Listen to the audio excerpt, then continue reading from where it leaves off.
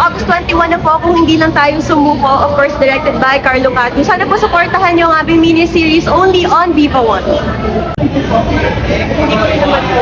Binigay ko yung sa tingin ko dapat. Pero alam ko naman na hindi ko naman nabigay talaga kung ano po. Ganun po talaga yung love eh. And at the end of the day, parang doon na lang ako sa part na okay, at binigay ko pa rin. Kahit sa tingin nila kulang or hindi yun enough for them. Yung problem is not me. Ang problem is siguro sila or nasa sa kanila na So it's not me, it's you, but it's you. Yes, so, tsaka at tsaka, sana dumating yung pagkakataon na mas maging aware yung mga tao or malaman ng mga tao kung ano talaga yung totoong nangyari before, mga ganyan. Para hindi yung puro, ako na lang yung mali, ako na lang yung, parang gano'n. Sa showbiz guys ba meron ka traumatic experience? Ako, ito na Yung tinutukoy ba natin, taga-showbiz ba ito? Yes. Okay. So, parang may idea na ako. Opo, pero yung nagbigay ng trauma actually, non-showbiz yun. Yun pa nga po non-showbiz, diba? So parang akala ko, mas iba yung love. Pero doon naman sa showbiz guy, parang, kasi, maturity, and I know na hindi ako yung priority. So ako talaga yung nag-decide before. So, yun, hindi ko lang maintindihan kung saan nagagaling yung mga hugot niya na mga ganon. Tapos ngayon parang, for sure kilala nyo. For sure kilala Hindi nyo. naman ako. Yeah, so ngayon parang weird na nandyan siya eh. I think we're friends again. Yeah, parang Friends again, nagpaparamdam ba? hindi naman siya nagpaparamdam like romantically, pero I think may na-realize siyang something na parang, okay, siguro unfair na yun yung pinalabas niyang story or whatever. Kasi parang, kung ikaw talaga sinaktan kita ng gano'n na inaakala mo sa gano'ng paraan, I mean, makakaya mo pa ba akong kausapin? I guess. Ikaw ba, ang sinasabihan sinaktan mo siya? Yeah. Talaga? Pero grabe, parang yun nga po yung unfair eh. Kasi parang pareho lang tayo nagmahal, pero bakit parang ako lang yung nasira? Parang ganun. Bakit may third party na yun? Wala.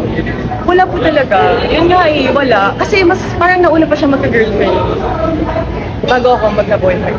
So ngayon, nagsisimula kayo maging friends or siya lang ang weird. feeling friends? Shocks, pinalo niya ako sa Instagram, which is weird. So parang para sa akin, mabait kasi talaga siya. Siguro may na-realize Mabait lang ang or- image siya. Mabait siya. Para sa akin po, syempre nakasama ko siya sa family. Siguro nasa stage na siya ng buhay niya noon na sobrang siya nasasaktan. Siguro bilang lalaki parang kailangan may dahilan kung bakit siya nasasaktan. Eh, dun lang siya siguro mali. Kasi ako yung sobrang niya nasaktan eh.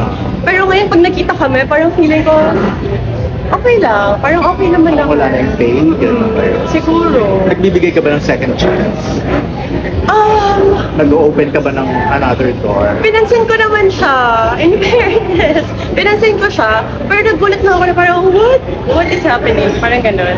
Pero if ever man na makita kami someday, somewhere, parang, okay, why not?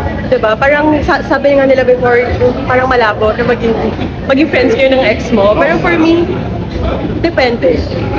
Parang Depende. in love ka ba sa kanya nila yan? Parang Naku, yung tipo, masaya ganun po ako yung ngayon. nakikita ko. Hindi, masaya pa ako ngayon. Siguro Sa iba, na lang. masaya ka sa iba. Yes. Okay, so- Siguro na lang. Pero bakit ka pa makikipagkita sa ex? Happy ka na sa paro? Oo, wala. Hindi na, siguro So, ang tinry ex na lang. sa'yo, ex mo?